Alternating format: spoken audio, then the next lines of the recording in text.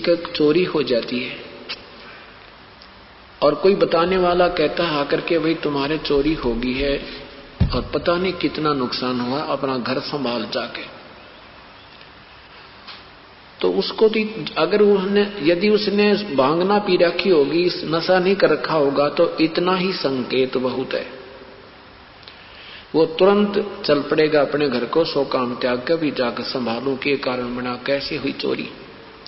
और यदि उसने शराब पी रखी है या भांग पी रखी है तो वो कहेगा, एक बार फिर बताना, वो कहेगा तुम्हारे घर में चोरी होगी, तो क्या वो ये कहेगा कि गा के सुना? और गा के सुनाएगा तो शराबी ही सुनाएगा उसको, कहेगा तुम्हारे चोरी हो गई। फिर वो जिसके चोरी होगी वो कहेगा हा क्या बात की, बहुत अच्छा कहा।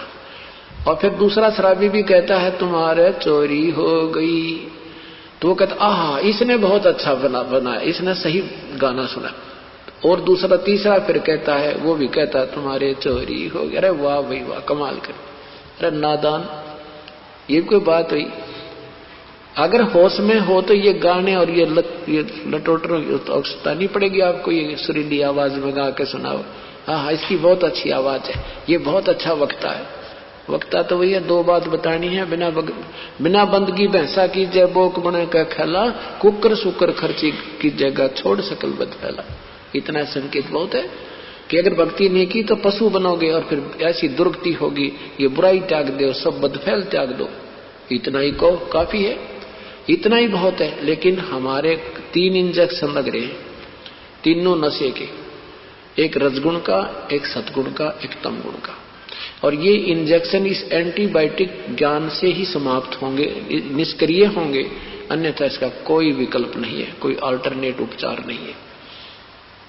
तो वो भी गाने वाले भी नशे में हैं और सुनने वाले, न्यू कहने वाले, हाँ सुना, ओहो इसकी बहुत अच्छी वाणी, ये बड़ा अच्छा वक्ता है, क्या बात की, वो संत बड़े अच्छे प्रवचन करता है। प्रवचन तो 2 अक्षर की बात होती है भाई, भक्ति करो, बुराई त्याग दो, परमात्मा का नाम लो।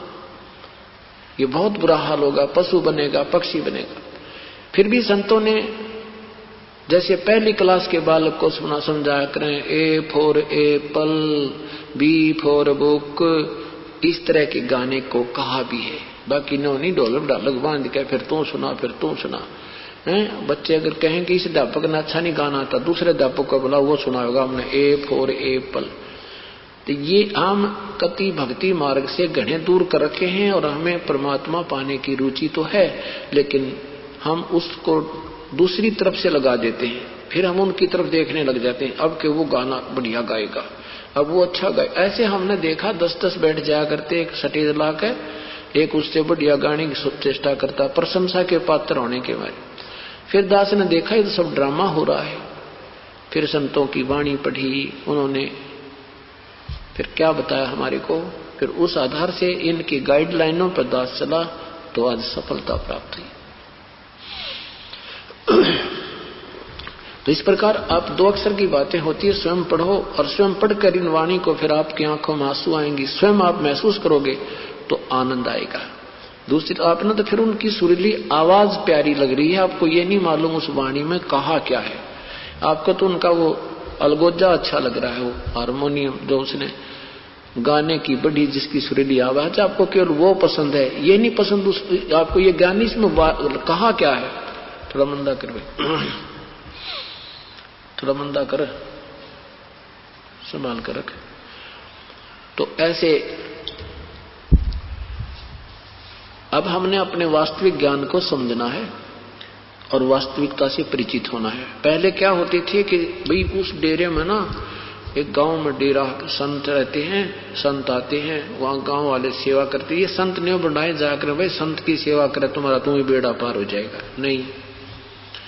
ये तो हमने जैसे संत कर रहा है ऐसे करना पड़ेगा, जैसे गुरुजी कर रहे हैं ऐसे हमने करनी पड़ेगी, तब हम पार होंगे। तो ये ड्रामाबाज जितने संत हैं ये क्या कहा करते, अब सेवक तो सेवा से पार हो जाता है, संत की सेवा करता रहे। तो एक गांव में ऐसे ही सेवा करा करते, क्योंकि जैसा ज्ञान दिया गया उसी पर भोली आत्मा दृढ़ हो जाती है। तो समझदार वो गांव के लोगों ने क्या देखा कि जो संत ज्यादा भक्ति करता है ना रात को, उसकी सेवा करने से घना लाभ होता है। ठीक है, कोई भक्ति कर रहा है विधिवत, उसकी सेवा करोगे आप तो थोड़ा बहुत राहत मिल सकती है, लेकिन आप कल्याण नहीं हो सकता। जैसे किसान है और किसान ने अपनी खेती बो रखी है और वो खेती काट रहा है, एक उसका मजदूर है, वो उसके निकालने के बाद वो कूड़ा कुरकट रह जाती है, उसने कूटे, उसमें से दाने निकाला, वो कितना गुजारा होगा उसका। तो संत कहते हैं आप सेठ बनो। तो क्या होता है, तो उन ड्रामेबाजों ने देखा, वो रात्रि के में सत्संग यानी वो भजन करते हैं, तो श्रद्धालु लोग न्यू देखा करते। उन्होंने एक ऐसा अपना दृष्टिकोण बनाया संतों भक्तों ने, भाई जो शीघ्र रात में सुबह जल्दी उठता है ना संत, और जो पहले नहाता है स्नान करता है, तो वो सही भक्त है, वो ज्यादा भक्ति करता है, उसकी सेवा करने से हमें ज्यादा लाभ मिलेगा। तो क्या देखा एक कि जो पहले उठता था स्नान करके अपना कोई कपड़ा उपड़ा जो नहा के धो के सुखा देता था, उसकी पहचान कर देते थे कि जी किसका कपड़ा है, बता देते थे फलाने संत का है, वो उस कमरे में बैठा है। तो सभी उसके पीछे उसी की सेवा में लग जाया करते, भाई वो वक्त से उठता है और भजन करता है, इससे ज्यादा लाभ मिले। तो एक पाखंडी सा और संत आ गया उससे कैसा, उसने देखा भाई सारे इसकी सेवा कैसे करते हैं, ये तो बेवकूफ को इतनी भक्ति भी ना करता दिखता, और हम भक्ति भी करते हैं, हमने ये पूछते हैं कोई नहीं। तो उसने देखा कि यूं वक्त से उठता है और सुबह नहा लेता, वक्त से नहा कर यूं फिर सो जाता है, और ये नहीं सोचते यूं भजन करता होगा, और इसका कपड़ा टंगा दिखा है तो ये इसकी, इसलिए ये इसकी सेवा करते हैं। तो उसने क्या किया, इसी सर्दी में वक्त से नहा तो जाता नहीं भाई, उसने ये सोचा कि नहाता मैं सकता नहीं इतना वक्त उठ कर सर्दियों के दिन, वो क्या करे, एक कपड़ा पानी में धोकर अपना लंगोट और सुखा दे और आप सो जाओ, फिर उससे भी पहले टांग दे सुखा दे। तो उन्होंने देखा भाई श्रद्धालुओं ने, हाँ भाई ये साधु वक्त उठता है, तो वो सारे उसने छोड़कर उसकी सेवा करने लगे। तो वो कहने लगा ना काटा ना तेरा रोग है, हाँ अब तो मतलब मैंने पता लग गया कैसी कहानी है सारी। तो हम ऐसे मूर्ख बना रखे इन्होंने, अब हमने स्वयं सावधान होना पड़ेगा और परमात्मा पाने की विधिवत जो है ना मेहनत करनी पड़ेगी, प्रयत्न करना पड़ेगा। अब कौन है वो परमात्मा, कैसा है वो प्रभु।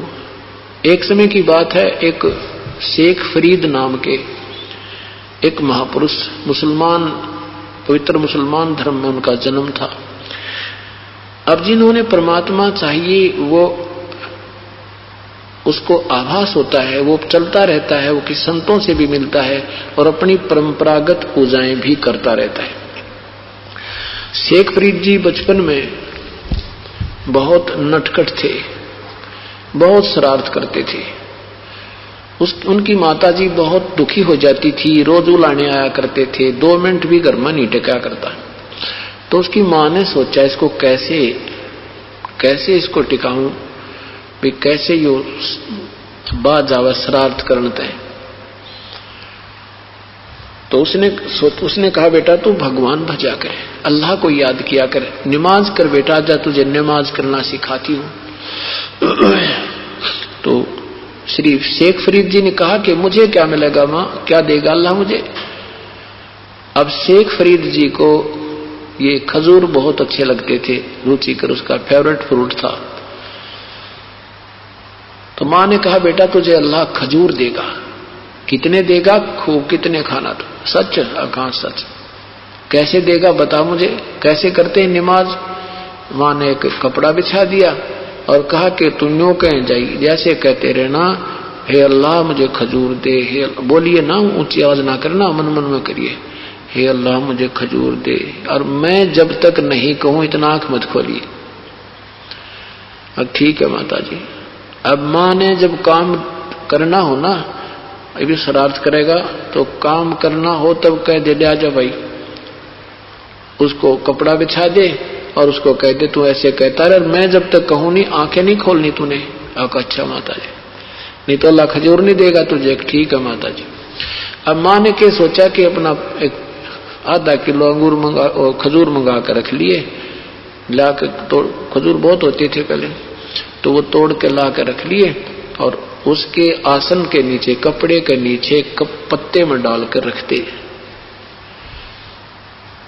और अपना काम कर लेना पूरा। फिर उसको कह दे उठ बेटा, उठ ले, तो उठ लिया, आ जाए तो इधर आ जाए, उठ ले बेटा, उठ लिया। उसने देखा खजूर तो नहीं मिले।